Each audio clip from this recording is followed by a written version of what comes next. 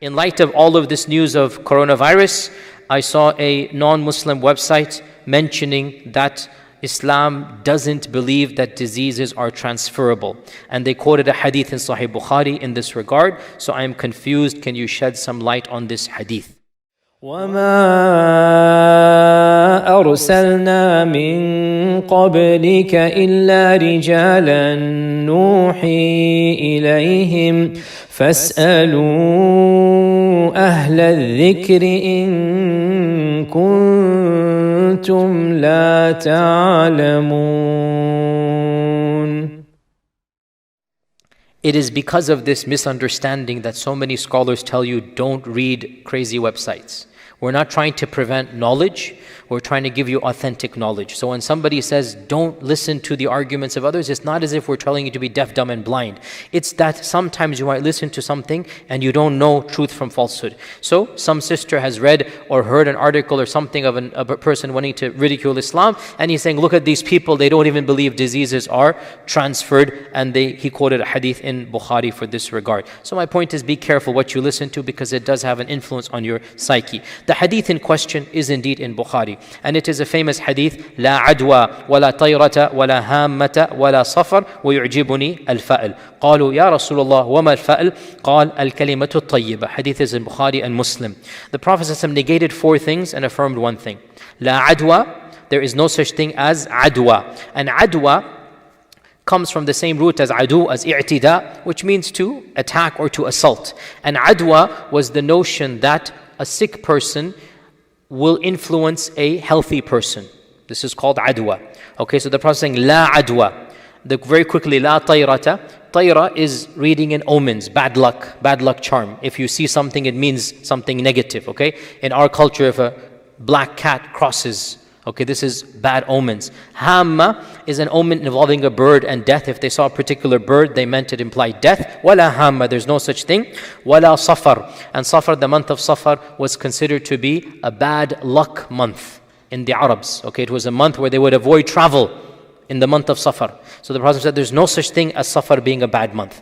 Okay, so the other 3 I have explained. Now what does adwa mean? So linguistically, adwa can mean transferable disease.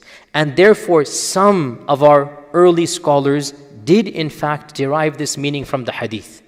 That they said this means that a sick person shall never negatively influence a healthy person just because they're in the same vicinity. And great scholars, even At-Tabari, Al-Baqilani, Al-Tahawi, they all have these similar types of positions. They basically said, if a healthy person falls sick after being in the vicinity of the sick person, this was a complete qadr of Allah. It has nothing to do with the first sick person. That's no transference of disease. So there have been that interpretation. However, this shows us, and I have said this so many times, that all of us are human beings, even our great ulama. And they are products of their culture like we are products of ours. And I have no doubt 400 years from now, 500 years from now, if my YouTubes and others are still there, people are going to say, oh look, this issue he said, it's his culture, we can hear it. This is human nature. Nobody is separate from the world that they live into, even our great ulama. So they might say things that reflect their culture.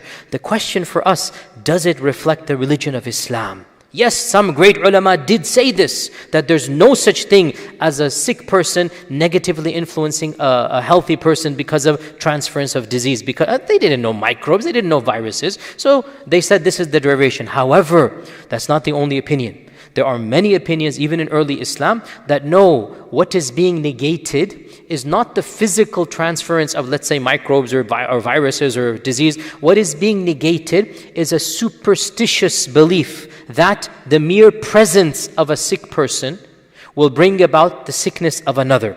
So you avoid a sick person out of a supernatural, jahili understanding.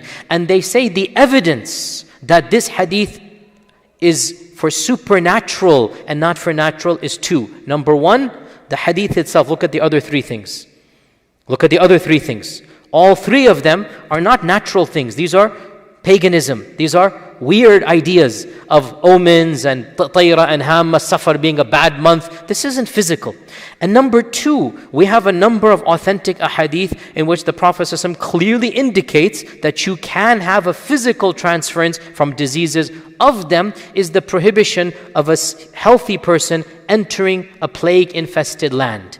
Hadith is in Bukhari and Muslim. Why would our Prophet ﷺ tell the healthy person, don't walk into the infested plague? It's an authentic hadith. Why? Because going there increases the possibility of catching the disease. Of them is the famous hadith in Abu Dawud where our Prophet ﷺ said that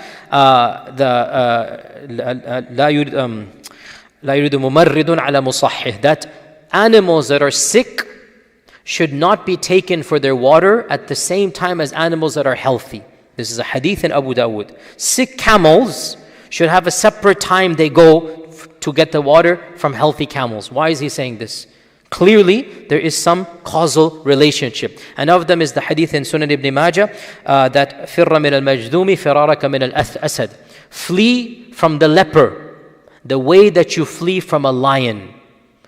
Leprosy is gone in our times. We thank Allah for that. It was one of the most frightening diseases known to man. Those of you who don't know what it is a disease that merely being in touch or in proximity could transfer over to you, and your skin has lesions and maybe even you have to amputate. It's a very horrible disease. And our Prophet ﷺ is saying, if you see a leper, run away from him like you would run away from a lion. Don't go up and shake his hand. This is a hadith. فِرَّ مِنَ الْمَجْذُومِ فِرَارَكَ مِنَ الْأَسَدِ. So the point being that why would the Prophet say don't come close to the leper? Because leprosy is one of the most contagious diseases known to man. And in those days they would have colonies of lepers. In those days they'd have islands or separate regions where if you got affected, they would send you there and that would be your life over there because it's non-curable until recently and transferable easy. Why would he say this? Therefore, putting all of this together, it is very clear that the hadith does not indicate that diseases are not transferred from sick to healthy people. Rather, what the Prophet ﷺ is negating is supernatural, paganistic superstitions that merely looking at or being in the presence of a sick will automatically cause you to be sick. He's saying there's no such thing. But he did affirm that being in the presence of a sick person can potentially make you sick from natural methods, not from supernatural. So that is the summary, and this is something that many of our ulama have derived, and this is the position of pretty much every scholar of our times. By the way, this also shows us a very deep point. It is allowed to rethink through what our previous ulama said in light of modern science. A lot of people are skeptical, but we have great ulama that said what they said about this hadith. Great ulama, scholars of aqeedah and fiqh and tasawwuf and wa'as, great ulama, and yet still they had positions that are simply untenable. To deny that a sick person can ever impact, and if there's an impact, it's coincidence, Allah's qadr basically, right? That nothing that a sick person does is going to transfer the sickness over even physically. They derived this from this hadith, and that's what they knew. May Allah bless them. We are building from their legacy. It doesn't mean we have to take everything from them, and that's one of the things I'm doing throughout all of these Q&A is to be respectfully critical, just like later generations should be of us as well. لا يزال الخير حيا لا يزال إن في الدنيا سلاما وظلال أخبر الأيام أنها في وصال قم بنا وانظر لآيات الجمال قم بنا وانظر لآيات الجمال